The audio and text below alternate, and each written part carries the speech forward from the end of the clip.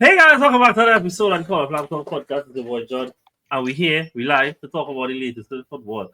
I had an extremely busy weekend, and so I'm gonna need these guys to carry me through whatever went on this weekend. And to do so, we have a full cast. The man wait until he's 11 points clear to return to the pod. We have you and Ram, right? Not beating the allegations of he's only show up when things going good. Yuan, was it good? Well, look, honestly, it's not my fault that things have just been going good. And because if that was the case, I would show up like most weeks. So this one just aligned, I had a little free time on a Sunday, and I thought the results would come on. But it's good to be back. And don't get me wrong, I've been here this season. We were losing every game. I was still here. Don't have me as one of those fair weather fans that you be talking to on Twitter. Right? Fair weather, hey, fair enough. And well, to play with true ball misery once again, we have Virgil. Uzi was again, my guy. I'm not going through any more misery. I watching this season for football. I'm enjoying watching Newcastle, watching Nottingham Forest, watching Bournemouth. Shout them out. Nice. Fair enough. Did he freeze there for yeah? No, he's still moving. Oh, okay. Anyways, it's fine. And then last time, but definitely not least, because he's the hater in chief, we have Brandon Salik. Brandon was a good my guy. I don't even know why all the hair. No, should I just leave it? Nah, just joking. But it's good. It's good to be back. Good to be back. Let's have a full cast. Let's have a full cast. We usually only have 3. You know, 4. Yeah, 4 this time. And wait. You want to come to spoil it today because everybody else experienced loss this weekend. True. Not my fault. True. Don't blame me. But yeah, so actually, guys, so the format this week, I wanted to change up a little bit, and it kind of works in the favor of that. Like, I didn't get to watch football, so I get to ask you guys a lot more. So what we are going to do is we are going to start off with Liverpool versus City. We're going to sing Liverpool phrases at first, talk about that, and then talk about City and probably try and talk probably how City season has gone, and even talk about the exit of the Champions League of what was the Champions League winners 2 years ago to not even being around the 16 at this stage, and what the implications that is. Then we'll continue the format as is and talk about Champions League in the end. But I think, like, given that City have had 2 really big losses in the space of a week, is fair to probably like put them in together and have a bigger discussion. So without further ado, I should ask one earlier, but then I'll be boring. So Brandon, why don't you give me a summary as to how the Liverpool versus Man City game went on? Well, I mean, I guess the best way I could put it is, I think this is probably one of the more one-sided games between these two that we've seen for a while now. I felt like there was a real lack of pride and conviction from City today. They, for the first time in a long time, I think they looked out of ideas, and Pep looked like he was out of ideas. But on the other side, I think that bro, it's been the Mo Salah show, bro. We just in Mo Salah's will, and we just all a part of it right now. I mean, Liverpool otherwise had some very good performances. Otherwise, like a lot of players who didn't get any contributions today. I thought they played really well. They looked like they were playing for something. And yeah, I guess that's all I could really say. I guess we'll get more in depth as. Oh shoot! Wait, I didn't even do that. And the first accusation could be, "Oh, John kicked the ball, blah blah blah blah blah, KJU and all that shit for this." But leading off of that by until he returns and he is here, I did not do anything. Before you throw any accusations around, I did not do anything. I didn't even start here yet, bro. Goddamn. Exactly. So I had no reason to remove you. So like you look like them Italian teams in Europe, way. Bro. That's it for PSG, you know, because. Oh boy. All right, cool. But on that note, Brandon was leading into for us to get more into that, so we'll talk about Liverpool first because that's the right thing to do. A very big game from Salah, but let me realize kind of boring at this point as he is now 6 goal contributions away in 11 games to do it for breaking the record for most goals and assists in a single Premier League season. And I mean, to do so and what looks to be his final year at Liverpool, and to leave with the title is almost fitted. We don't really want to make Yuan cry. So, Yuan, on that note though, what have you thought about him today, this season? But then I also more wanted to talk about almost like it feel like a real big moment for him to have a big return in a big game in a ground that you'll have not won at since Jurgen Klopp's first season there. So yeah. Yeah, well, the Etihad right now is just come there and win. Everybody seems to be doing it. So we decided, we'd also join the celebrations and come and collect with 3 points and head down the road, right? So, yeah, like you said, it was one-sided, Brian. I agree. It was like one-sided, a lot in City's favor, but it's more like a description of how Slot kind of set up the team. First of all, from a tactical point of view, he's been rotating between like Diaz up front or Jota up front or Darwin up front, right? But today, he played like a 4-2-4 almost. If you watch the game, where Szoboszlai and Jones are doing a lot of the dog work in the center, Diaz and Salah holding the width, and it kind of reminded me of, I'm not sure if you remember the 1-0 at Anfield. That would have been like the season we were doing real awful, where Salah, when Alisson kicked the ball to, he punted upfield to Salah. And they run past Cancelo. Right. Yeah. So it was kind of similar to that setup in like a 4-2-4, very compact. And a lot of it was just like, hey, like this. I saw somebody tweeted. I can't remember who it was, but oh my gosh, that's so bad. But whoever it was, I'm sorry if I forgot you. But they kind of, so kind of identified, like, it doesn't matter how much time you give City on the ball, nothing is gonna happen. It's just like we started off a little, good, hot and heavy. We scored that goal. Really well worked set piece routine actually. And Salah scored. Then Szoboszlai scored. Szoboszlai, I mean, we could talk about Salah forever though. We notice he's just keeping the level up. Szoboszlai had a really good game. Coming in, and I think he's been really good against the top 6s this season. I think just like the industry we've seen from him. So against Spurs he was really good as well. The big 6, not certainly the top 6. But yeah, like we kind of conceded the space to them, played on the counter. The second half was all City. Trent was run ragged by Doku, but the thing is, it come like, when you're babysitting, like your family come over and you have the little brother babysitting the child, so you could have your discussion. Like that's how it was, because Doku was just running left, right. Nothing coming into the box that while defending. When does he ever do? That's the thing, right? Gosh, like that's why I think it's easy to because I know I'm not sure if you're following, but Trent made his return to the team with the Everton game. He was rushed back from injury. Bradley was on a yellow card, right? Then Bradley got injured. So I think Trent right now, he's not I know Salah got crucified for saying this, but I don't think he's 100%. He's not 100%. So, and we have no Bradley to think. Kwanzaa came on to deputize him today, right? So I think that's definitely, I mean, we know he's a kind of lax defender when he's ready, obviously. But yeah, I think today he was like the power point. Konate and Virgil and Alisson, today sweeping up everything. Nobody could get in behind him. Mamouche, I know going on up to now. This is his proper welcome to the Premier League kind of thing. I would say you start, he's a big striker because any Alisson's a Haaland, and you just ain't getting a sniff really. Savinho, he dropped Robertson once, but I mean, Robertson mostly had a handle. Diaz had a good job pressing back. McAllister, Gravenberch. You are aware of about Salah and Szoboszlai. Well, what I talk about Salah for though? You'll see what the man doing every week. People go still tell you that. I saw in all chat afterwards, people immediately, as soon as they see Salah, start to yeah, but Ronaldo and Henry better though. Dog, at what point this is? Did he make you buy materials, bro? As he must have. Did he make you buy materials? Does he look like he's arguing with the honestly, what you want? I don't know exactly being your shoe, right? And me and you have spoken about this plenty times, right? But I do like Salah a lot. Obviously he's great, but I do like him, and seeing him succeed and everything.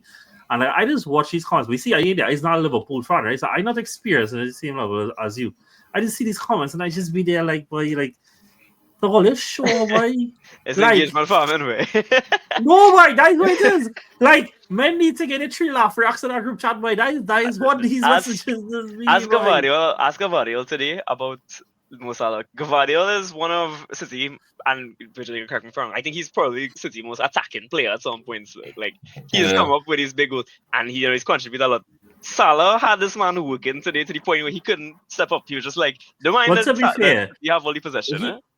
We can't really fault Cavallo, if he can't give a proper account because he might be mixing up today's actions with what went on last week on Wednesday now, boy. So, The next thing is we sure. I saw somebody say Gavardiol is he's well paid, handsomely paid. He's a Liverpool fan as well, so he got a front row seat to the Salah masterclass today. Right? He was just again chop up and down the wing. I think this Kusanov guy, like he completes his passes, but Crystal Palace could sign Kusanov, and I would be like, all right, like it's not really but yeah, I mean, just looking at City players and how Salah didn't have a lot to do, but he made everybody sweat when he did get the ball. Like that long punt to Salah from Trent so many times, as we've seen it in the last few seasons, but so many times this season and so many times today, just he gone, something's gonna happen. So yeah, overall, very mature performance, I think, taking advantage of Virgil, the the thing is, right, like, obviously, it really makes sense to hire really to get a gain while you're like here. But I do think that this, as Brandon said, like this felt like the most toothless that you'll have felt in a while, right? And I mean, I guess this is a big middle finger to all the people who have been saying things like Haaland is the problem or is only trying to facilitate Haaland, this, that, the other, Like, I still find the concept of blaming people top scorer who not getting service as making it as an issue. But it did seem like, from what I've heard afterwards, that like it was really toothless from you. I give up that this was a long-standing rival and stuff. How did that have you feeling watching the game? Yeah, I mean, if you look at the history between Liverpool and City, obviously, in past season, those are like games coming on to decide the title. But honestly, going into this game, you could tell that City already know them winning this game was going to be a long shot already. It really just came down to a lot of experiment, a lot of trying, because we look at a lot what they try to do with the new setup really. And I mean, it really is Pep just having these players out there and for them to really figure out how they could move forward, because how we set up, we have Doku starting the game in a long time, but it really doesn't make sense having these type of wingers there when there's no target man up front, because our main striker is basically playing deep. Deep really, so I agree that there was no target man. Yeah. So you can really tell. All right, hold up, pause. Sorry, boy, but we really gotta pretend that even if Doku had a target to hit, he's gonna hit it. Because he was the sample size is there. Dog, this is exactly when he come on at Anfield and he see anything. He run around Trent a few times. Where the ball end up? In the cup end. For Doku, I would definitely, because obviously you'll put Doku there as for us going forward. They are finding Haaland. He's one of the best best wingers, one of the direct wingers for us, right? But correct. In this case, you could literally see on the man's face, he is literally him beating Trent makes no sense for him to beat and cross the ball into. You cannot cross when you have Van Dijk and Konate. There is no chance of winning anything from a cross. And then later on, when Endo came out, Endo deal with it pretty well too. Yeah, so that's why for moments where everyone else, all the other attacking tries to drop back, you're seeing Marmoush really just trying a lot of chance from outside the box, really, because it really seemed that they're out of ideas. You could tell with Haaland, they didn't want to rush back Haaland for something like this, because they realize that the players go out there and really figure out themselves and play out this. But from everything, from the way how we play, honestly, there were a lot of bright points from how we played, a lot of positives. But it just happened, we up against Liverpool. We talking about you only concede too. We talking about how Liverpool play. Virgil, I see the last week of Liverpool fans tweeting how we need to score 3 every game. Every game we conceded 2 in order to win. I know this going on, bro. Nah, but the way that how this game play out, I mean, we talking about these things. When Liverpool at this point riding, they in good form, riding good luck as well. Because for moments like this, when you're seeing chances for under Salah, who could do no wrong. Credit a huge reflection of Ake as well. We know all those things too.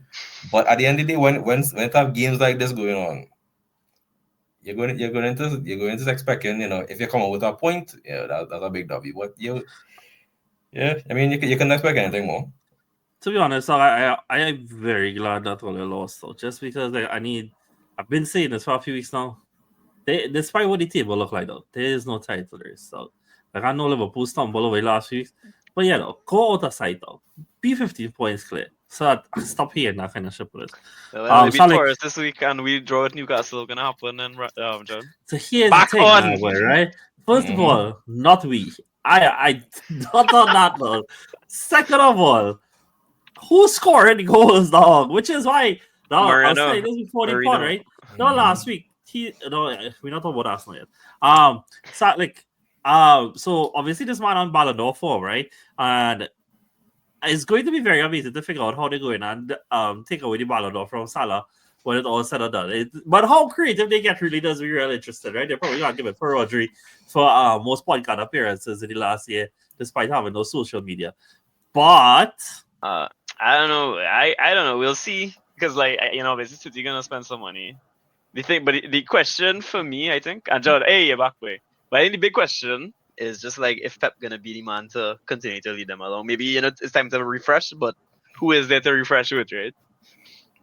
I mean, if you sit down and do a deep dive on City, it's a lot of questions they could ask. Like obviously things not. You're not gonna look now and say, okay, everything fall apart. But right now, you will literally see there's a lot of questions, and the direction that they're heading in. It's not really, as going back to our first question asked, it's not really the most optimistic thing because you're looking at the way that how the rest of the league progressing, and going back to some of the players you signed, you got to give them time, and this is not really time, and this is not really where you have to be like, yo, just give them time, especially being in the Man City team, because if next season come again and a lot of these players are still requiring time, that's going to make these investments look even worse. It's a lot of questions for sure, though. Johnny hit with the Chelsea any title race there, bro? Well, just I lost internet just now. I want to explain how. That's right. I was asking. I didn't want, because Salik say we just always do this. I didn't want us to brush over the excellence that Liverpool has now, and so, in fact, let you want to do this now. You want every week now we doing the spotlight player. It doesn't have to be for something good. It could be good, bad, or indifferent. But what would be your player that you would like to put in the spotlight for this week? For Salah is exempt. Salah is exempt. Yes, Salah is exempted though. So one of our players. It can be anybody from the game, but you're already victors, so you should get to choose who you want to choose. It could literally be Pep if you want, and be like, for whatever reason. You just have to justify it. Once you can find a justification for any player, is I think honestly just Dominic Solanke, boy. Solanke, Dominic Szoboszlai. Wrong Dominic, my bad. Both play for Liverpool, okay? But anyway, so yeah, Szoboszlai dog. Whew. That was thumbnail material, isn't it? I might need to come back and cut them freezes. Cut the cameras, yeah, no, but Dominic Szoboszlai. I mean, when he came in, I remember in the podcast I put him in the top 3 transfers at our window last summer, and McAllister settled in earlier, but McAllister and I expect both of them to be really good footballers. I would put them both, but Szoboszlai in the last few months, I think a lot of Liverpool fans kind of do a 180 on him because they're kind of seeing what this man offers now. Because when he came in, people was like, right, this man gonna pick up the ball from anywhere and just rock it, because that's what I see on the YouTube comps. I see this man scoring a kind of free kick, but what we saw, and I don't think a lot of people expected, is this man have 4 longs, bro. The way he was running today, though, minute 90, and this is after playing full midweek, whatever. He was fantastic, and he's still a very young player. His technique is ridiculous, and I feel like now 22. He's 23, I think. Yeah, 23. So, I think the next big thing for him is to just keep those numbers increasing in terms of learning to play, to kind of make that 10 position his own creatively. Yeah. But today he was not letting anybody rest, and he was coming back. He was making tackles. He was chasing. He was leading the press. He scored. He got an assist. The assist was very cute, by the way. Like if you all saw that goal, like they'll flick around the corner, and he could have had another assist too. Just a little bit offside. He was fantastic, man. And when the final whistle blew, he dropped to the floor. If you'll say, he just face down on the floor. You're like, oh my! I thought he was injured or something. God forbid. I'm just tired. And he was good tired. They asked him about the chance when he end the songs, and he's like, I don't even know. I was just there. He started to load up Salah in the interview. You say, yeah, Salah decided he gonna pass him and ask score a goal. And Salah say, well, he's a young boy, so I wouldn't tell you nothing. Essentially, that's what Salah said. But yeah, like just big up Dominic. Keep up that good work. I feel like you're gonna get benched midweek because he deserves all the rest, but I'm sure he'd still run the whole 90 minutes if you put. Before we move off Liverpool, Salah, is there any in particular you want to highlight? I think I just want to highlight one thing, and I think I said this before on an episode probably weeks ago. I really love Slot at how willing he is to change his approach depending on the seriousness of the game. Like I know Duran said that he thinks City was the more dominant team, but I think that was totally by design. Of course, I agree. I think Slot has proven to me throughout the entire season, bro, that he has a very streamlined way of thinking about all of these games. And he's not going to get it right all the time because, naturally he's not going to. But I think he just gets it right so many times, and he gets it right in the best possible way. So yeah, I think if they win at the end of the season, I mean, he's going to get a lot of the plaudits because he certainly deserves it, especially in games like this. Yeah, especially with no transfers made as well. No big transfers, I should say. Yeah, your squad was pretty good before the transfer. So that's what the narrative switches either is Klopp leave people behind, or is he better than Klopp? Today is not the day for that. All right, cool. So watching things more on the City side, and obviously like I said, we're gonna talk about the two games, but is both are like on a micro and a macro level. The macro is more Pep, micro is more looking at the side. And we had that convo. What you disconnected with? Oh. I don't care. We gotta have it again. I'm gonna cut out the wall. You see, I wasn't there for it. That is real KJU. That is real KJU for you. But okay, I did hear you say when I disconnected was that you're not sure if Pep needs to leave to refresh, right? And obviously he just signed a new contract. But then let me ask then, and Virgil, you have a minute to answer this. Mm-hmm. What is the depth then that you would hit for you to then reconsider Pep's future? Or is it a case that point deduction aside, that you can end up finishing Europa League level, poor run to the end of the season, mid-table even, and you still won't sack him because of all what he's done and how much you believe in him?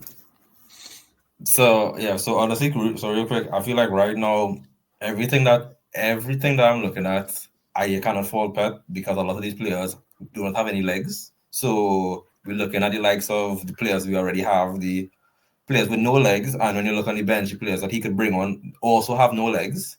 So we can't really expect Pep to play his style of play with these players. So I feel like all he could really do is keep the possession, and how much times we have not done anything with this whole possession. Everything else going forward. You could rely on Haaland. We have bright spots with some of the front three, some of these different combinations. But then you have some players who play how much ever games before they can't really keep up. So Pep needs. So your position is that it have nothing really that he could do. Brandon, was there a rebuttal to that? If any? Well, this is this is when you wasn't here. We kind of discussed this, but the whole point was that you just need it's kind of stupid, but you need a new squad, bro. Mm-hmm. Like there's nothing in the squad right now to fall back on. Probably the only bright spot of the season has been Guardiola. I mean, if you want to look at it even deeper on probably a even more micro level, maybe Kovacic, maybe McAtee. Like there isn't much to talk about positively about the season. Like we're talking about a team that won a treble a few years ago. This is not the expectation. This is not the level we expect. This is not what we want to see. Fair. So, but then if we're looking at players that the older players. Fair enough. You want to get them the excuse that their legs completely run off. They have a physical decline. Not the first time, won't be the last time we see this. So Fernandinho, so Fabinho, just like off the top of my head, where players went from a super elite level to falling off, right? But then now we're also looking at players that are in their prime years that aren't performing. You know, you're looking at Ruben Diaz, you're looking at Phil Foden. These are guys that are pillars that this team was supposed to be built on. And the conversation around them, outside of the sport at least, has not been one to be more critical of that. Because I understand, fair enough though. You want to say Bernardo physically isn't there anymore, fine. You want to say KDB isn't there anymore, fine. You want to say Walker wasn't there anymore, fine. Fair enough. These are guys that have served and served well, won them a bunch of stuff, right? But then now there's others that just not being accountable. And the result of this is like, I know like you always make fun of us talking about like ceilings and floors, right? But City floor right now continues to be bottoming out and they keep falling even lower. So then now, where does the accountability end up falling within the squad? Because if we see that, okay, yeah, is that Pep need better players. But then are we then saying that if it's not for Rodri being fit, he's the only one not fit, that the delta really is going to be that big? And then The answer to your question is yes. The answer to your question is yes. Because we're talking about a situation where they need a whole new squad and they're going to keep Foden. Like they're going to keep Foden, they're going to keep Ruben Diaz. They're going to keep these other players that in this season have not stepped up. And that is the whole point. Yeah, I agree with that. A lot of players haven't stepped up, but then I feel as well they've tried in their own way, and I think something we kind of missing it. They've tried to kind of keep that squad refreshed in a sense now. Because it's not for a lack of trying. I mean, they signed 5 players in January. 4 of them came in. Mm-hmm. Savinho came in, and he's not been like what you'd expect Manchester United to be, right? People forget they bring in Gundogan free. Right, it is the people who legs is not there. He's been washed, right? And again, that's the question there because we know Jiki going to DOF, right? So what was the purpose of the Gundogan signing? Then Kusanov, I'm admittedly unfamiliar with before, but no, well, let me ask this then, right? Because then, if we're talking about a case where, are we just having the discussion, right? If we talk about a case where this season has panned out the way that it has, right? We have seen who've tried to step up in their own way and who has not, right? But who is really not step case. Who's exactly. This is more a point. Like, you want to say Gvardiol fair, you want to say Kovacic fair, but outside of that, I can't really say that I've seen somebody else step up. That's now, why, right? for me, sometimes and I think no, wait, you just know. I just want to land in this and see, and then now. So now we're talking about they need a whole new squad. Again, fair parameter. I also think Haaland has done well for the most part. I don't really think that he should fall into that. I agree, yeah. Right? Who it is worth building around because then now is, again, who has tried to at least do their part, even if they haven't done even more. You know? Like, who has done their own. At least Haaland, I still think Haaland has held his own, to use just the example, right?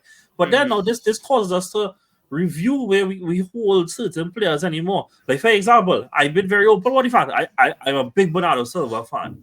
But I don't think that he should even be within the squad moving forward from here. You know, like, it literally looks like physically he's not there anymore. And if you can say that to apply for somebody that I do like, that even has to apply for the ones that I don't like. Like the man who is platformed to an infinity, who they will criticize somebody who is arguably a top 5 midfielder of all time in the Premier League, who is 32 years old and has won everything for City before they criticize this man. No, that's very fair. But then again, right, the question is there, like, maybe because we've seen, like with teams, sometimes you need a refresh. Is it time for Pep to kind of say, right, you know what, I lost my wife over this. So you think you're a real tactician. Real tactician. Yeah, I mean, the thing is and this is one thing I'll give Fergie credit for, because, and I'm a Fergie truther, along with you, John. About the referees and his fucking but that's when he's summertime, right? But that's not truth by conspiracy, yeah. Makes sense. But one thing you'll always give Fergie credit for is his ability to constantly refresh. And something with that I think was impressive was he was not afraid to kind of boot the star man, like with Cantona, with Beckham, kind of see these players out, Ronaldo for these big ones, right? kind of see these And players go go and they again. say, right, well, you're not going again. And that's Mm. something that I don't think any manager really has been able to do. Ancelotti, you could kind of say because it's just the longevity, right? Maybe to an extent. But Pep, boy, like I looking at the signings they make, and I have it in front of me right now. It's just like sometimes chucking money isn't gonna do everything for you. Sometimes you need to actually revamp. I think Klopp was criticized a lot, and I always like to bring back Klopp because I feel like the last 5 years has been the Klopp Pep kind of that's the big conversation in terms of the like conflict. But like when Klopp had his injury problem when the season when everybody was injured, he still managed to kind of pull together something and scrape through, right?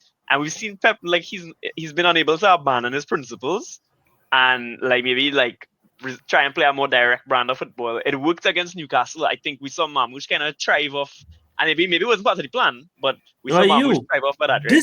This is my question though, because at what point does this situation not be acceptable? Because are we going to say that it's okay from Rodri or not, dog? From Pep and them to go from first I have an to answer for this, finishing sixth or seventh or something?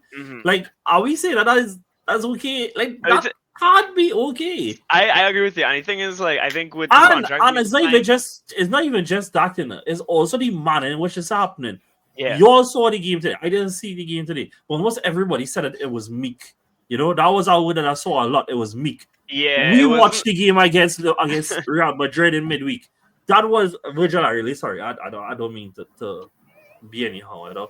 But it looked like they were extraordinarily out of their depth, bro. It looked like they pulled Barnsley out to go and play Real Madrid, dog. And like purely out of like they start up on. I feel like what we doing here?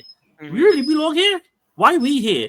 You know, where was I like dog? Okay, you know, we all make fun of the fact that City was born in 2008 or whenever it is that they was bought over and whatever, right?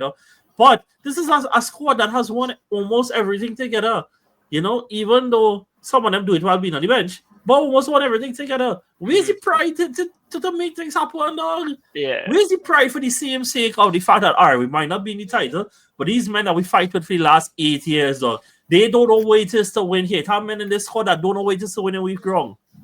Where's the pride, dog? Like, these, and going forward, you know, you all know, like something that I do admire a lot is like players who show the intangibles, like the mental side of it, dog.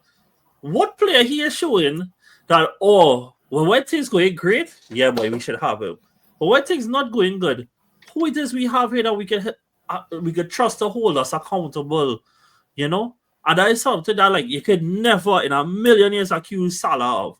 Never. I know he physically washed now, right? But you can never, even I was a hater of this man, dog, accuse De Bruyne of. You know? What in this squad is that next era, that dog? To hold somebody accountable to that. And they say tough times create a strong man, right? Yeah. City need those tough times to kind of maybe forward some of these players a little strong, you know, because. But John, like, I think your overall point kind of goes back to something that you, me, and Virgil talked about a few weeks ago. Like, this is because City have never planned post Foden or looked at the team past Foden. Because there's nobody who they've brought into the team and kept in the that team. Area. Yeah. There's nobody, and that continues to be the problem. And you're seeing it this season. His fall off from player of the season to I don't even know how many goals he has now. I don't even know how many goals he has now. But that dip, that is what propelled them last season, and that's why they were like, yes, this is the player we want to continue to keep. We're going to make him the face of our team and blah blah blah. Like, and the signings reflect that, right? Selling Alvarez proved that to me. If I can sell Alvarez, I have somebody who can do just as much as he did, or maybe even better. And then right? you know what, the Mamouche signing was kind of an admission of defeat on. I agree, bro. I agree because they're very similar in terms of what they offer to City, I think.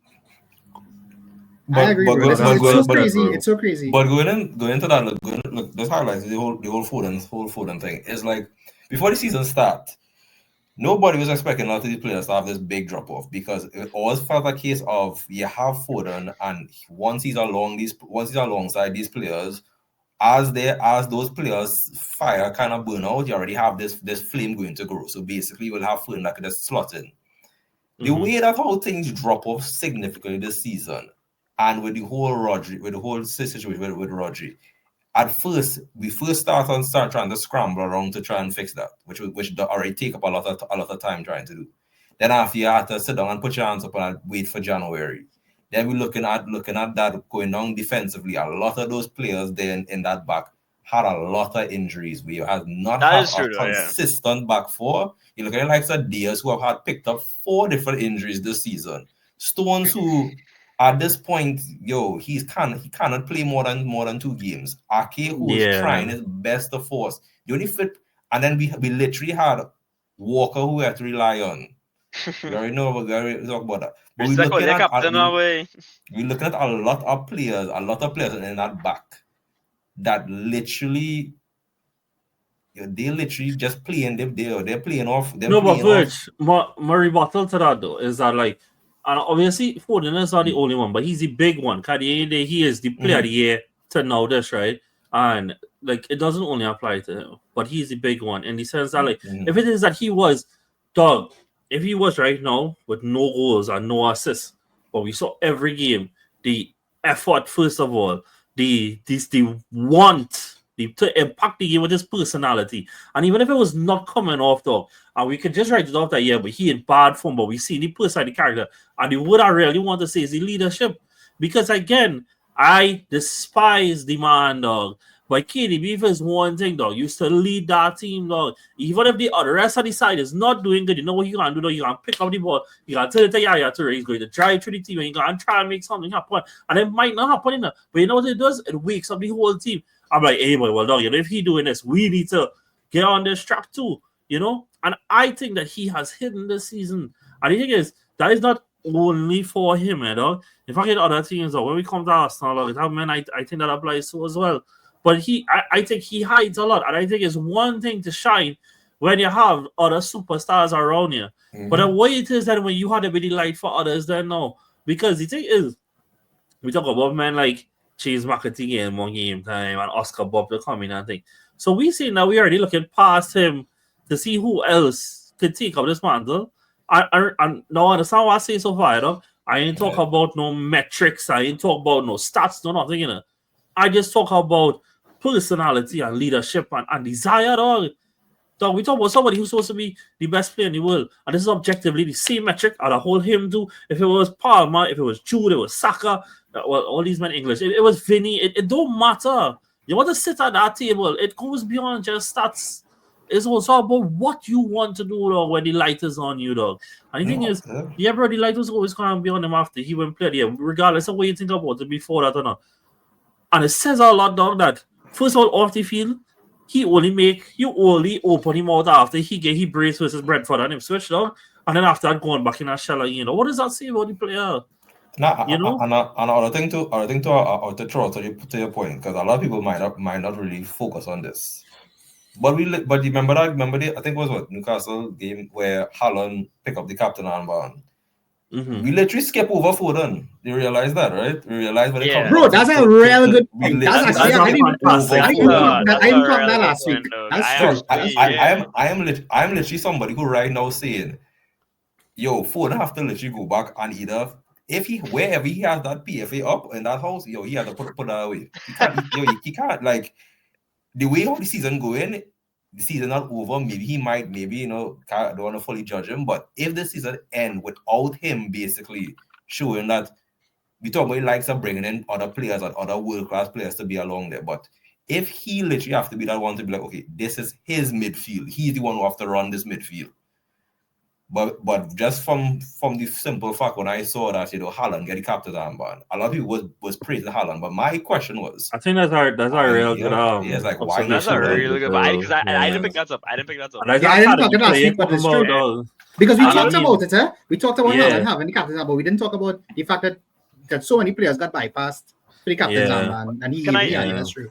I mean, like that's your point though. Sorry to cut you off, John, but Richard, like when you look at like a list here of players who've won like that award, right? I'm looking at Bale, you're looking at Suarez, Hazard, Mahrez, Kante, Salah, Van Dijk, De Bruyne, Haaland, Van Persie, look at that list now, boy. Giggs. Dog, like these are players you expect, like Ronaldo, Gerrard, Terry. These are players that you trust, though. These are players that even if they start playing bad, you could see any of these players coming and taking the mantle and saying, right, you know what, like down to Terry and Van Dijk were defenders, you know, like they're the ones keeping it. Kante, Mahrez, but Foden has not shown any of that kind of grab it by the neck and bring it back. And that sounds so like Brexity to say that now, but that is not it, dog. It's about your personality don't want to make the game happen. You know, where is that from him? And so, like, you know, we're moving forward. Like I say, we didn't even talk about no stats yet, you know? Like, dog, creatively, dog, I think like that midfield needs such a revamp. And the thing is, if this one is going to be the 10 going forward, then you're looking at then now you had to find creativity outside of that. Because again, it's not like he can't pass the ball, but he's not a creative player. This is somebody who has 10 big chances created in the last 2 seasons. You know? Dog, try to do that in 2 game weeks.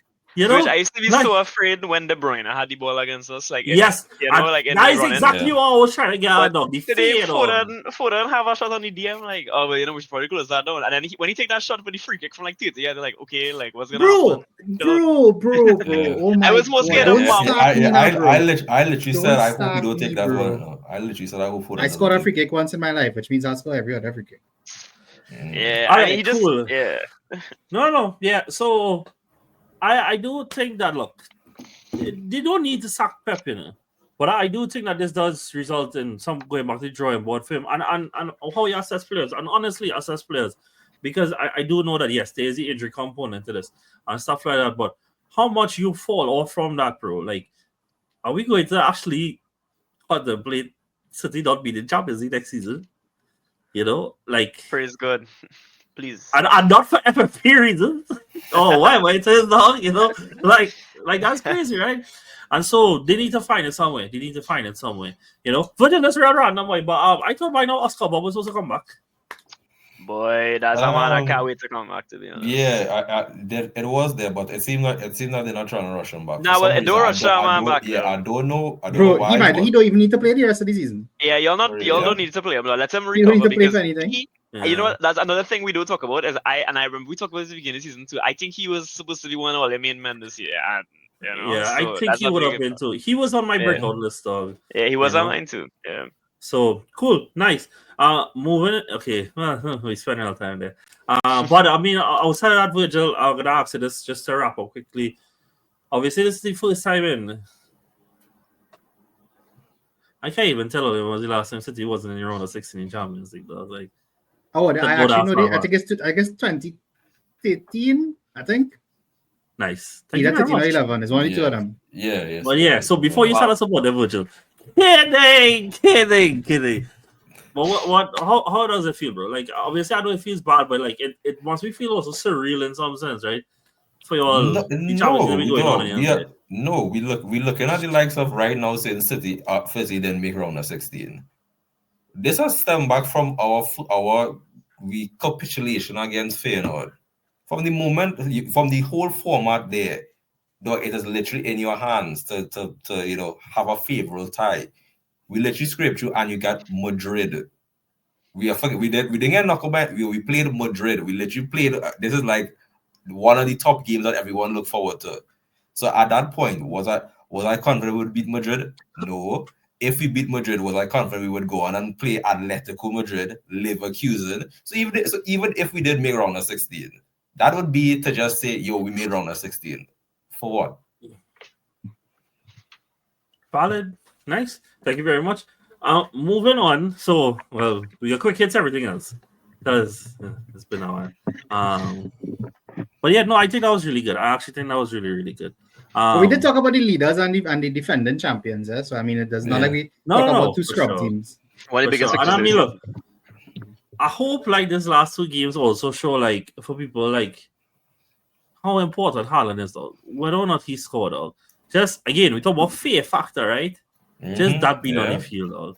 You know? So yeah, cool. Moving on. Next big game this weekend was the relegation battle between Man United and Everton, where they managed to come from 2 behind at a rival ground to claim a point to keep them above the relegation. So, I mean, look, hey, I mean, I'm pulling the leg here, but like, how the truth is, like, we all know, like, I be real, their comeback from behind wasn't even surprising. Like, in the sense that, like, They can't come back from in front. No, as in, like, they will find enough points to stay up there. Like, them getting relegated, I can't see it. But Well, no, you know what? You know what I will actually do, right? Every single fan in the group chat, that's the United fan, if they actually get relegated, forget the kit. I'm gonna send them just the Sky with patch alone. Just the patch alone. Good to see him get funded. Free. Yeah. You put the KS instructions inside there. Compliments. Yeah, complimentary patch. And that's a nicotine patch, man. Yeah. They could definitely need it for sure. They could definitely need it. Swansea away. Brandon, did you watch this? Bro, I did. I did too. I regret watching United every I regret watching Liverpool. I watched this weekend too. But give me a brief synopsis. Anything big you want to take away from it? Beto, Moyes, Beto. Okay. Where did that come from? And give me a spotlight player. I think a spotlight player would have to be. This is probably in a positive sense. I think Beto has played very well since Moyes has come in. Like, I don't think anybody expected a lot from Beto. Like, you know, and I guess if I want to highlight another person for the team, it had to be Amarim, bro. Did you all see what that man said after the game? He said, if I knew what to change, I would change it.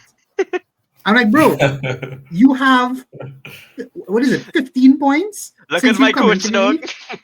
Bro, dog, this is just what I don't understand, bro. I am all for you saying you gotta back the manager and whatever. But bro, at some point, dog, like, you had to be like, this man he just give a screw loose somewhere, like a nut and bolt somewhere. Well, I don't know, boy. It's crazy to me. Anybody else not surprised that we actually goalkeeper coach make an appearance yet? That's I saying, dog. Not even on the bench, bro. Not even on the bench. Crazy. He probably not training well. Probably injured, bro. Probably injured. Probably not 100% fit. You never know. Hey, what happens die hard, boy. But yeah, anybody have anything they want to say on this game before we move on? So Everton is the first team to win 2-2 and then lose 2-2 the next game. Lose 2-2. That was actually a bang. That was actually rough. But I will say on that game, boy, it's just like watching. I was like, hey, I don't know how that was that pen though. And like, that wasn't a pen though. Ashley Young moves stupid. Here what, right? The dive, it makes it not a pen. However, exactly. The shoot pull makes it a pen. Correct. So but then you need to move that way because no. I still think regardless, bro. Like that, the referee you're looking for the wrong thing at that point. Yeah, like, you're not justifying the shoot pull. You're justifying the dive. You know, because he didn't. It kind of weird, bro. Real weird, but no, but yeah, like if he had played correctly. But I will say, like, just on a joking, I was like with our partners this weekend, and like we end up, Airbnb and whatever.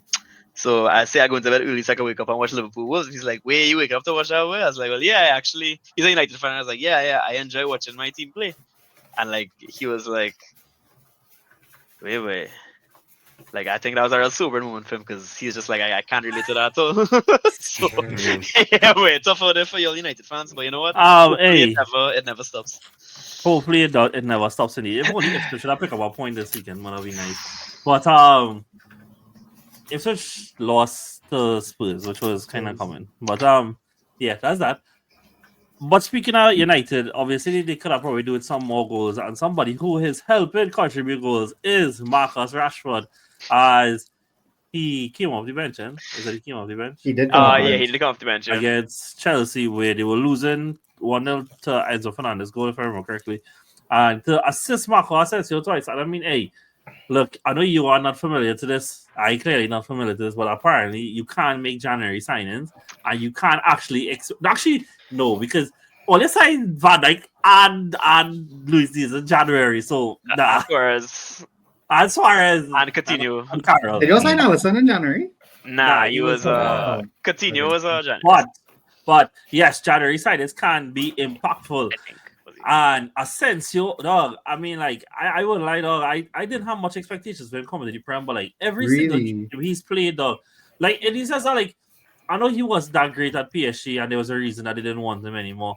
But he's been excellent, bro. He's been fantastic, and I know Rashford has been benched a few times, but I think every time he's played, he's been good. Like, dog, all right, don't do that. Don't do that, right?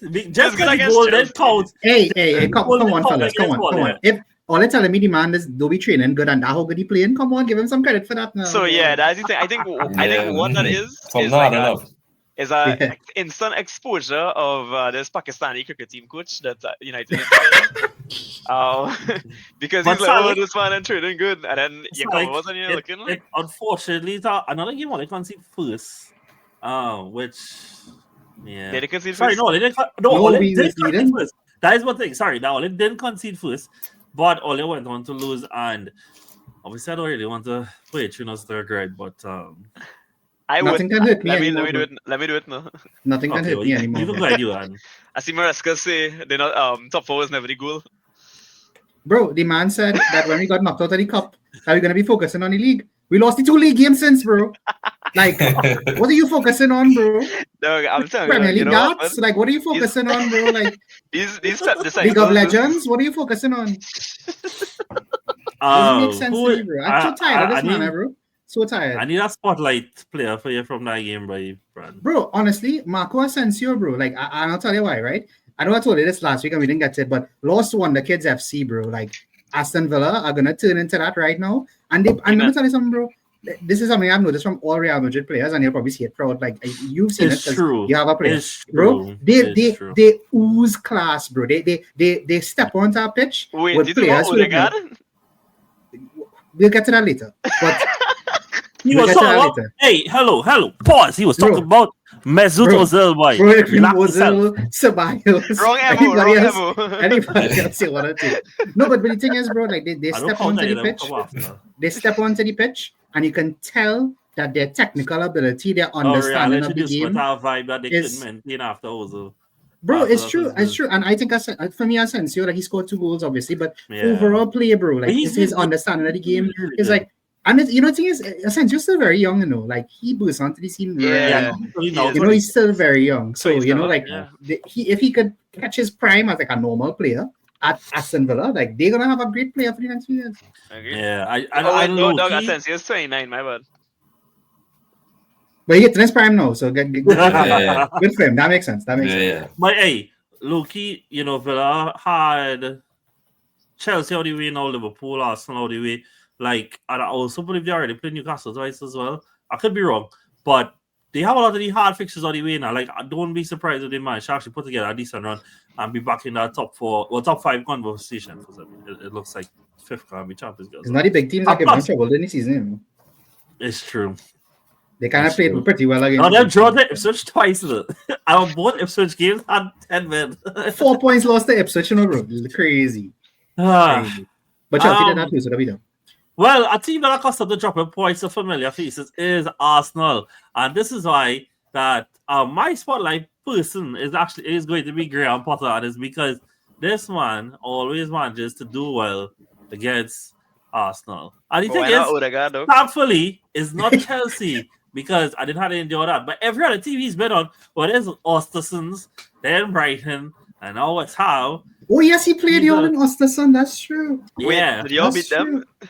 No, they beat us. No, they beat us every day. What? But still, yeah. They make the final anything that year though, but yeah. That's not the final year, I mean. Yeah. Oh my god. Yeah. I think so. But either way, and boy, and this is exactly why last week, Brandon, I didn't even hype up the whole like Marino brace thing, just because like, and why I've constantly been saying there is no title race, because in order to be in the race, you need to score goals, and it should just be this is always just gonna happen because these dog. And the thing is, why well, you all knew this. I went to the airport yesterday morning and came home, was fighting sleep to stay up to watch this game, right? And like the second we concede, I was ready to go and sleep in it because I knew that we wasn't going to score. They could stay out there for how long? They wasn't going to score. And nothing going to change until some men fit.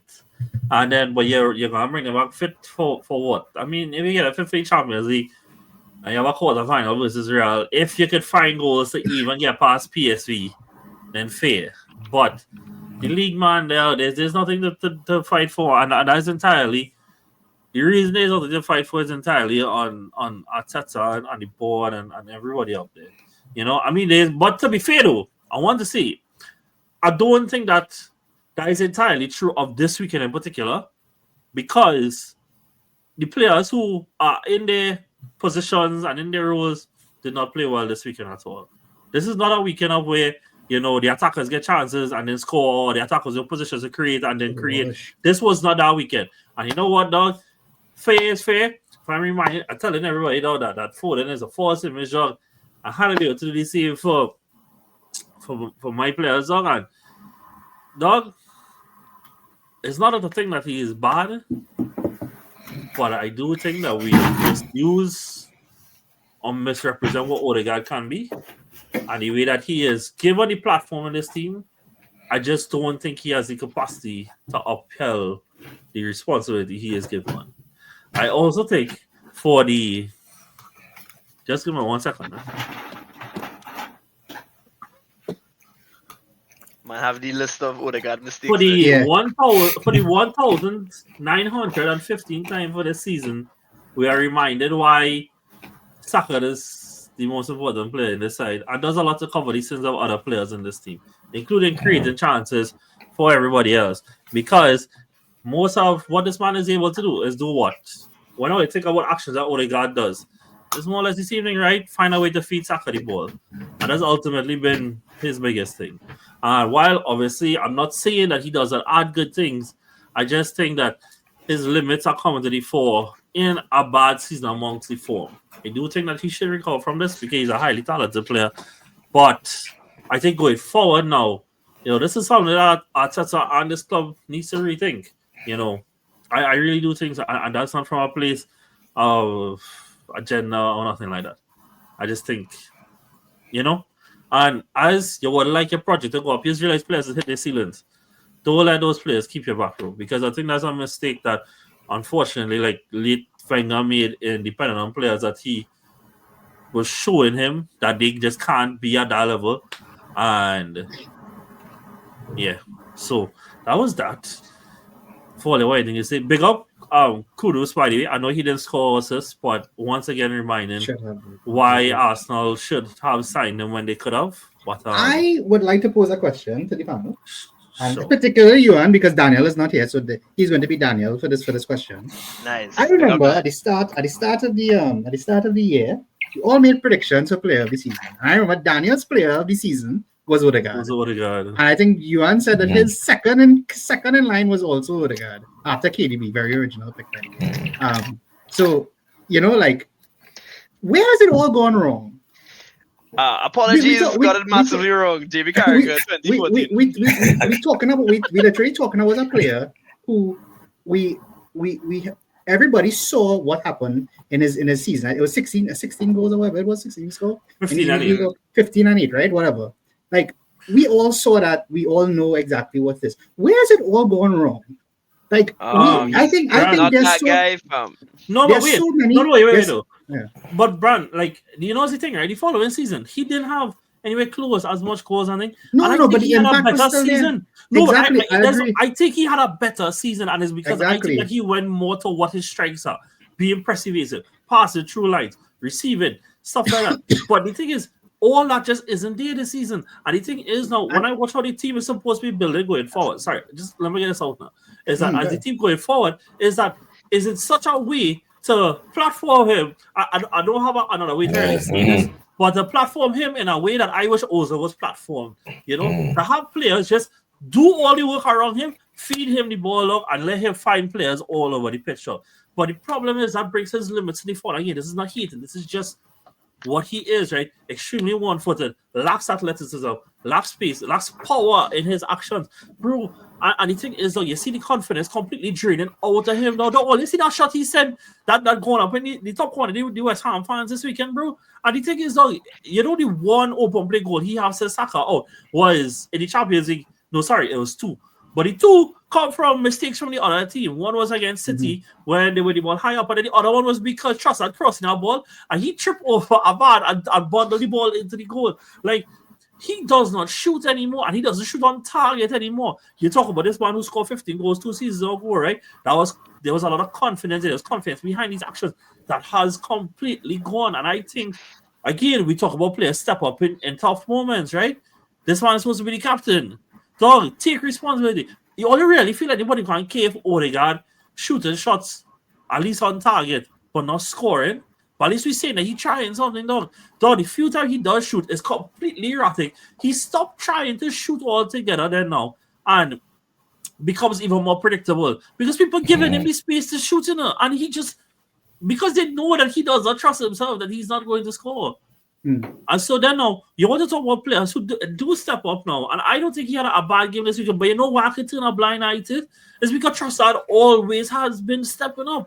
And so when he does not have a game where I can say that, you know, he impacted or whatever, it's like, you know what, boy, fade it off. Because other men should also show that capacity. Your captain should be showing that capacity, you know? And I think that he's given a platform to be a player that he just might not be, you know? And that's fine. That's fine. But the problem with this club that stretches back from God knows how long now is just, I'm not saying to sell him, you know, but it doesn't know when to move on. Even his move on in squad status, it move on in importance. It doesn't know when to move on from a player, though. There's always take too long. And then there's one to know why they can't sell players for money. There's one to know why he's end up in a position where you strike out by ACL when you already knew at the start of the season that he was not going to be worth it, though. And he's end up in this position where assets you can't move. I think it's the freaking history of this club, bro. And that is what gave me to the point, like, emotionally, I quit, bro. Is that it's seeing the same things repeating, dog. And this is what I'm saying, dog. I thought I has his faults, dog. There is these tactical faults, these things I don't like, dog. And I'm always there I will be there to discuss that, you know, dog, in a healthy way, you know. But the reality is, dog, we're going against Zaggy tomorrow, dog. The same shit can't fly. Because this is what is going to happen. And this is where now, dog, I have to say, I have some apologies due for latter years Wenger, you know. Even I still think he has some dementia. But it just shows how that even he thought this club be rated in mediocrity, boy. And they okay with that. And this last January showed me that they truly okay with that, boy. This is not Liverpool not decided to spend when you have certified. I don't mean this somehow at all, like to say that they should invest, because they should invest. No, that's how I say the approach. That has certified all-timers in this team, you know, dog. You know, this is not them. You have the profit. You have 167 million reported PSR headroom, dog. And nobody's going to care if a player costs you 30 million too much, dog, if he comes in and succeeds. Nobody cares. But you know what they show why? The books are important. That level is important. Yeah. And I'm not saying to do like Bowley and them do and to overpay for everything just to get players in there. I'm not saying that. But at some point, you had to show that you're willing to show some freaking ambition. So it don't matter at all. I will be there to discuss why the way Arteta has set up this midfield, it makes no sense. So his persistence with Partey makes no sense. The over-reliance on some of these players don't make sense. The reserve profiles that it's questionable, dog. I there for that, you know. But yeah, it is that we could go and get Zaggy tomorrow, or get Carlo tomorrow, or get Iraola tomorrow, dog. And when it all said and done, somehow we got in this place where, again, the same way I feel now about Arteta and the squad is that we short some players. Is this the truth? Is when I think about how I felt about Wenger days too. We were short some players, and we got up in a place again later on. Unless we do like Liverpool, where they managed to sell off our asset to a club that didn't know how to spend their money properly, and then invest properly, and manage your money ball your way to the point that Liverpool spent a combined 70 million on Salah and Sadio. That is not true. They spent a combined 60 million on Salah and Sadio Mane. I got one of the best wing partnerships in Premier League history. They did not spend in accordance to that. Do you understand what I'm saying? Like they spend low, but the return was extreme. And just look what we get. We could produce one of the best players in Premier League history. And it's like, unless Arsenal manage to spend and return on a big way like that, though, they don't actually see no ambition towards winning nothing. And so this is where it is. And they'll stay here. And they will continue to stay here. And they cool with that. You know? And they have only themselves to blame. Everybody within the organization only have themselves to blame. And, yeah. Yeah, I was gonna say I think Odegaard and Foden in the same conversation these days, but I agree. I wholeheartedly agree. And the thing is, why if you look at a player and you think they're capable of something, then fine. You get any space to do it and they don't show it. Do you know what the difference is, though, Salik? City not going and stick. That's the difference. Yeah, but I was gonna say too now, like all it like you see how you say Liverpool were in a position to sell to a club who didn't know how to spend the money. Like you can't do that because you made your bet and now you're relying it, right? Like these players are the cornerstone of the team, right? Whether you and I agree on it, John, Odegaard is going to be starting in your team for a long time. Mm-hmm. Like until he probably says he wants to leave, I can't see him getting dropped. Why would he drop him? And this is my thing, He's right? a cornerstone If it is, no, he he is, right? And the thing is, right? Obviously, I'm not saying that he needs to be sold per se, but change how you use him, bro. Change his influence on the pitch, off the pitch, like in the team, whatever, is probably the highest. Like look at what you all did to make up for him being out of the team compared to what you have done to Saka being out of the team, right? All you did for Saka was put a player in that position to do exactly what he was doing. When Odegaard was out, Kai move, this move, bro. You were playing Trossard and Kai moving up like this against I think it was PSG or something like that system. Like, why is it that like you can't tell me that the player who you've and this is again I don't make it sound like Arteta slander, but your manager has done this, bro. Like people tell me today, like I saw today that somebody said that it's not Arteta's fault that he has to use Odegaard. That is the and I'm like, what? I think Arsenal fans have to be honest, and at the end of the season, I gotta really say, is it time for this man to walk out? That's the next thing, because but my thing is that I tell Zip this though is that there's things like this that is on him, and he had a whole lot because regardless though, right? Even if it was that he did realize that Odegaard was limited and whatever, and he reconstructed. But first of all, whether you agree with it or not, I think it's right that we have one of the best ball winners and best screens in the world of football. You have somebody who gives you immense defensive presence. You could afford to play Odegaard, and then actually get somebody who is extremely creative and play the three of them together. But we had Rice Cash in the box though. And this is weird that I have the tactical issue. This is where I would have the conversations of where Arteta's at fault, bro. You know? I mean, I don't mind that there are games where he doesn't have to be the sitting six in it. Because I do think the games against the Liverpools and the Cities and stuff like that, you do see his value of being able to get up there and cover pitch and his ability to run with the ball. Because games in those games are stretched, right? But games like the weekend or West Ham and sit down behind the ball. Why you had this man picking up the ball in the pocket like if it's in your stomach? That doesn't make no sense. And he had a whole lot. And the thing is, what just showed me any kind of growth, and I don't know if injuries can result this, whatever. But you see, if it does get to a place where, like, you know, Arsenal are in the Champions League knockouts, whatever, and Saka is really fit and whatever, you can't drop Odegaard. You can't drop anyone here, you know. He's playing too good. Fit him in the team. Even if it means that you want to make your fullbacks be more defensive, to cover for the fact that you're going to play Odegaard and each of the midfield together. But oh God, let's be real. We know the fullbacks go forward plenty. I told them, if you want to make them more positionally disciplined, then make them sit back more, whatever it is. I don't care. But you find out, but you decide to reinvent your midfield to get it to them in because you can't drop Eton now. The truth is, I think he could have dropped Miles, but Miles make it easy for him to drop himself. He dropped himself. And that was a favorite card though. Like that was completely fine. He's gonna disagree with it for a second. No, I don't disagree. He wants us to be unique. That he is playing all time a catalog. But my point is, after Raya outpaced what pros, I would have. Bro, that was hilarious though. That was hilarious.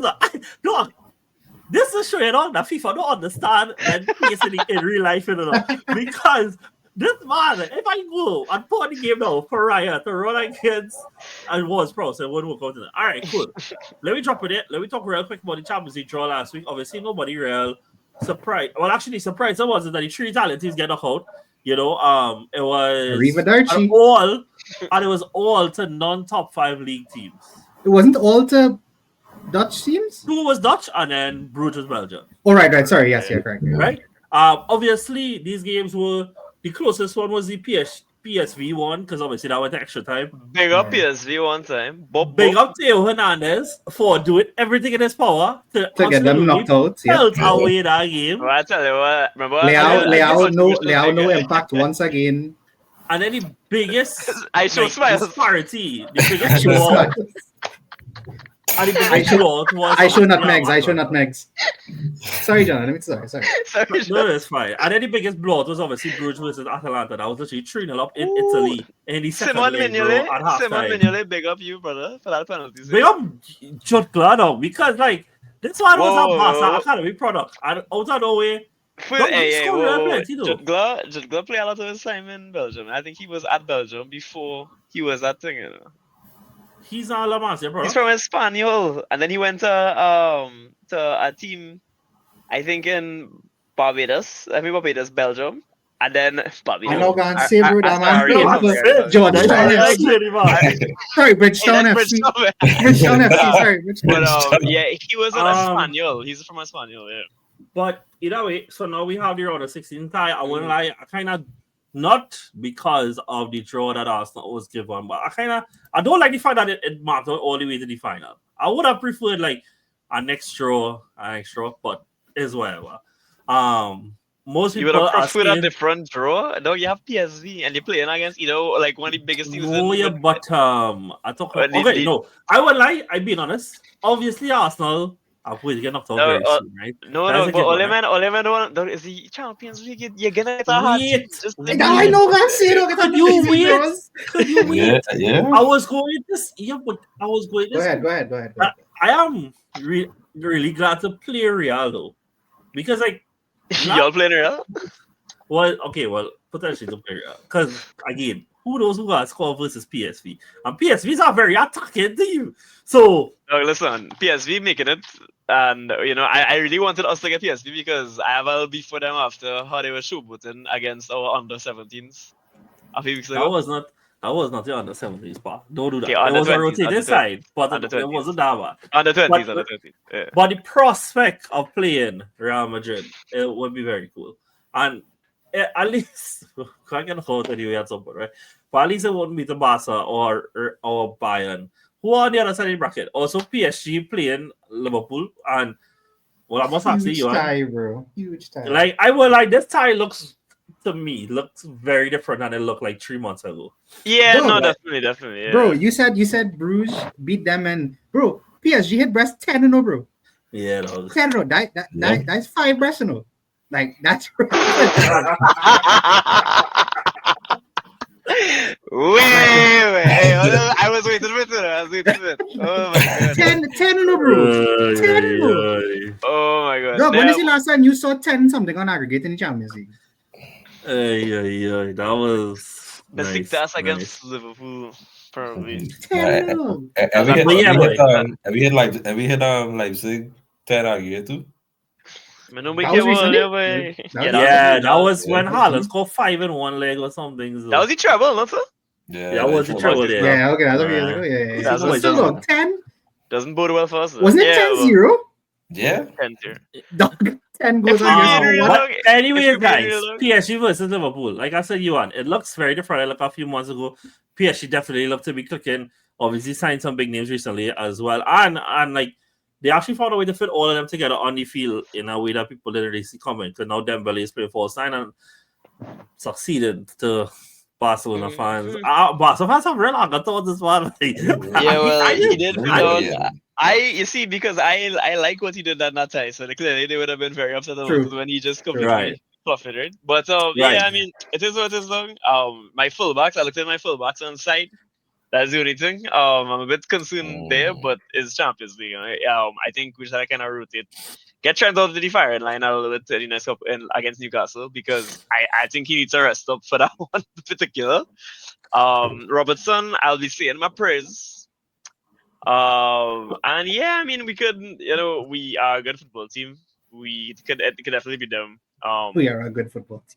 We had to use, we might have a kick in. We had the second leg is at Anfield, so we'll have a No, that's not exciting. I feel like the league phase should have a bit more out of it, and like, look at them all the team more right? But I think how Liverpool come first, like until the semi-finals, I think they should always get the second leg at Anfield.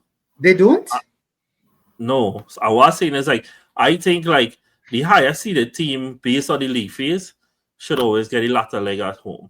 But isn't that the case? I thought that was the case. No, that's not the case. That's like, so weird. Liverpool only getting the second leg at home for the first and second one. But I think it should be for the whole knockouts that way. And I think that should be it for like the whole thing. So let me say Inter finish 5th in the knockouts. I think that if they manage to draw a team that finish 8, 12, and 13 from now to the semi-finals, based on whatever shakeout, I think they should get to play the second leg at home right through. Like that to me, like then also adds like jeopardy to the league phase now. Because then now like you finish high in the league phase, I mean like you have a high chance of playing at home second leg almost every time. I thought that was the case, bro. I didn't even know that wasn't the case. That makes no sense. Like, what's the point of the league phase then? Like, I am. You see, it's to give people more fixtures and increase the chance of entry. All right, no, but bro, you're looking at it the wrong way, watch. bro. That's more bets for me to put into the thing. Let's like run through the remaining ones. So then we also have Bruges playing Villa. I do. Bruges think also lost their game this weekend. Just want to say that. Fun fact. And guess who was mad? He matched Brandon. For Bruges? No, for the other team. Who Which played I'll him? give Who you played? I don't a even know. standard leash. I Gavin don't know. Bazuru. Oh my god! That Oh my god! The legend himself. Right. Legend I think himself. everybody would agree that Villa probably is the more favorite at this point, but obviously with Bruges. Oh, you don't think so? Bro, after beating Atalanta, bro, I have very different True. feelings about Bruges, Like, bro, it's not like they beat them once, they beat them twice, Yeah.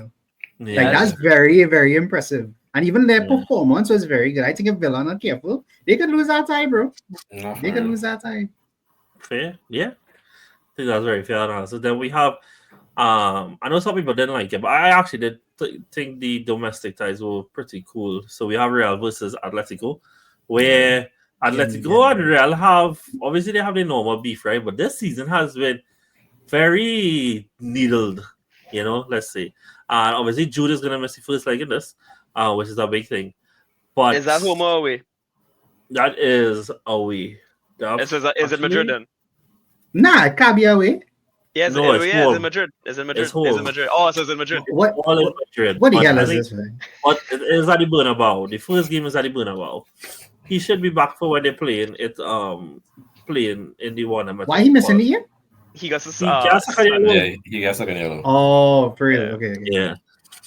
But yeah, and I mean, hey, I think that'll be our Tyson one. We For saw sure. what PSV Arsenal already. Nobody. I gonna think score for one thing I was saying to like Real Madrid is just little bro Atleti in Europe, and like big up Drusha because she fights him, and she's rightly pointing out that Atleti has had Real Madrid's number recently. But I think Europe is at the Not front. in the Champions League, though. Yeah, that's Not the in- way to- not that's in my the thing. Champions. And I understand that like they consider Madrid's concerns, but some of our mutual friend Madrid's like to play this underdog gimmick all the time now. And they're running that heavily now because of the statistical thing. So yeah, it's shifts Vikash. Mhm. Vic- Yeah. Vic- Vikash, I want You know to what's look killing at me, right? So, You know what's yeah. killing me with Shivs, right? Shivs is only watch Champions League nights. He don't know defeat. Like, He doesn't. That's how true. do you run on? Well, All right, then we have a rerun of Brentford versus Benfica versus Brentford. That's Jesus Christ. I hate this. Benfica versus Barca, where the last game was very end-to-end, literally had a penalty call on the last goal. So we expected more goals there, and definitely not ruling out Benfica for anything. But I mean, look, Barca look like the favorites on that whole side of the bracket at this point.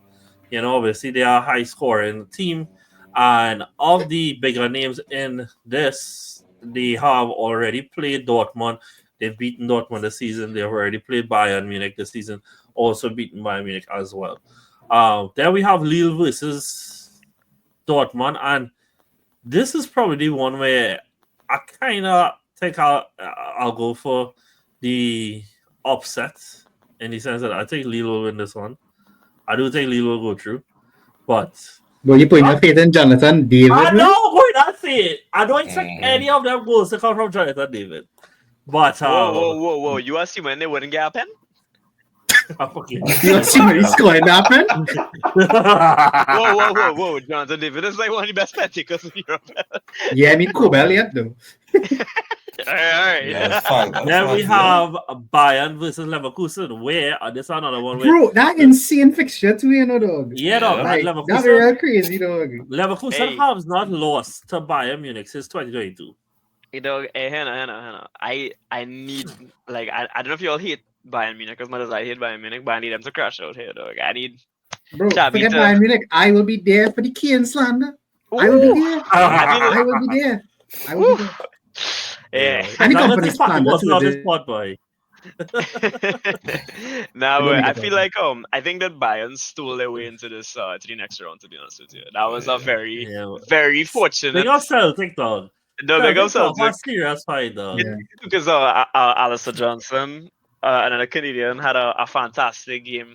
The keeper as well. Oh my God, who was in goal for the Celtic? Kasper somebody Schmeichel. Casper Schmeichel, Schmeichel, brilliant performance, and even Carter Vickers had a Cameron Carter Vickers. Bro, had a you know really who good played next to Carter, Victor, dog? I saw the name, you know. Trusty, dog. game. Yeah, and he's been Oh, yeah, Trustee, yeah. he's been Yeah, and they had a all, Sheffield. And it's Sheffield who conceded the most goals in the league last season. bro. Them had an Yeah. All-American / Canadian Yeah. back then. North American, NA. And Yeah. Davis NA. scored the goal. And Davis scored the goal. So All imagine right, that. cool, nice. And then Do we wait? Hold on, before I go have- on, like on a early thing. Do we all have Leverkusen coming out of that? Yeah. Yeah. Nah, but I'm gonna win, but they're just about me. Nice. Not for any other reason, eh? Just about find you on. But I would like. So I've watched a few Leverkusen games this season, boy, and like some of the things that he doing is very confused, man. And I don't know if it's a squad issue or what it is. But this insistence, You see, you should have come Liverpool. this insistence on using Frimpong as a striker and the Although highest forward, dog. Yeah, I do understand. There's that. fry my chip it up because you know what's the thing, right? Again, this sounds super harsh, boy, dog, boy. And like he probably can't score though because of Slatan. This one have no technical ability, right? Like, dog, this one is He's a absolutely. PNP merchant. He is. Dog, he is P and P merchant, dog. This man is You know how I kick know and that, run boy? master. They had to ask him who was his favorite right back in the Prem between like Walker and Trent, and he said Walker, and he said it so fast. I was like, yeah, well, I don't know about that. Well, like, Well, and he's he was a like, this City is- Academy fella. He is, bro. he is, man. he Yeah, he's a Walker Academy. Walker teaching everything he knows. Now why you looking so bad these days? He is- That's why he looking so Why you looking bad. so bad these days? Oh, No, that man, way the he thing is, right? Oh, This man lacks all technical composure, dog. Why are you playing Yeah. on top? Like, dog, I remember the game that they lost against Atletico Madrid, boy. Dog, it's because he give away the ball absolutely stupid. It's how they conceded the first one, dog. And But But he's yeah, a good, we'll he's see. a good player, though. But he's No, just not of course he's a technical good player. Like, Yeah, he's yeah. not like Yeah, a very yeah. technical. he's So like, he's not right back, he's that's what used. He ain't no dumb He's a- freeze, I say that. But You know, right But back he- either. The thing Eh, is, nah, yeah, he's he's not a right winger. back. He's a Like, I winger. think he's a very system-specific player. But the thing is, true. I also watched the recent game between the two of them where Bayern mustered one shot whole game, which was the 75th minute. And the truth is, Leverkusen they deserve to win that one. So we'll see what they have for them. And then Did lastly, deserve to win now when you're saying. they did. Oh, I didn't hear what you said. Yeah, sorry. Yeah. Okay. Dog, Wurtz in the last minute of the game, last kick of the game, miss out the whole goal, dog. Oh, Yeah, shit. bro. I still can't believe you missed that, bro. I still I can't. Yeah. didn't believe watch that game, but I didn't get to watch that game. But And yeah. the last one is a Dutch team trying to take down an Italian team once again with Feyenoord facing off Oh against yes, Inter. Inter. Now, Yeah. But Inter going through. The Inter going defensive lapses that you get on the other side of the San Siro, you don't get on this side. And Yeah, so fine. I feel like this might be wraps for them. And I don't think you're allowed to call Inter a dark horse. but Nah, I think at that's all. how they Nah, take it, bro. bro. Yeah, favorites for the they're tournament. favorites. I think yeah, they- exactly. I as of One thing I will say though, John, they do have a game 4 days before that against Napoli, and as a title, as a 1-2. They are one. So I love how they creep back up to being in first, like it's nobody's business. Dog. Yeah, Napoli lost to Como. No, but that is just African, yeah. class, bro. That comes from the manager goes down. Like, he's so good at what he does. I like the standard for his players too, bro. Like it doesn't even matter who they But feel. don't say that way. They had Nepo money though. You can tell me how Como have flicking Como signed Nico Paz, they signed who else they signed? They signed Varane. Diao. They signed Diao. Diao. And what's his Diao side? He Dog. scored every game, dog. Dog. Nah, dog. That nepotism money, boy. Don't get no that man. They have Dele Alli. Dele Alli play for them right now. Ikone, who's a Canadian player. All right, cool. Most of them Yeah, was good on fun free. today. All right, guys. Thank you so much for joining us. Johan, thank you for making the time. Wait, so we're not doing Europa League? Wait. Whoa. That night, man. I didn't even know it was Europa Conference League song. Hey, I didn't even know how Brandon song. say- Chelsea. That's right. Brother, you decided the bracket, Chelsea. Bro. No, I Crazy, know. I'm glad to laugh 4 of the badges, though. Only like Check me 4 go, badges I Chelsea. can recognize. That's Copenhagen. That's what. Yeah, like yo, what? Bro, Hey, your if chance it's of one winning. thing, United like to do is to play a Spanish team in Europe, though. Love to play them, you know. And so stand. Yeah. Love to, you know. Well, you see, John, that's how we leave Zuberman there to free tactical. No. You see how apparently we are headed the race side. Now he got get My broke bad, by my Ugarte, you know. And I just got had to watch that happen. I mean, like, yeah, boy, dog, boy. Yikes. All right, cool. Nice. Thank you guys so much. Thank you for making the time, Virgil. Hey, You thanks as well, for having Sally. me, guys. Well, I have you here every week, but that doesn't mean I appreciate it, I guess. Catch you guys next time. See you soon.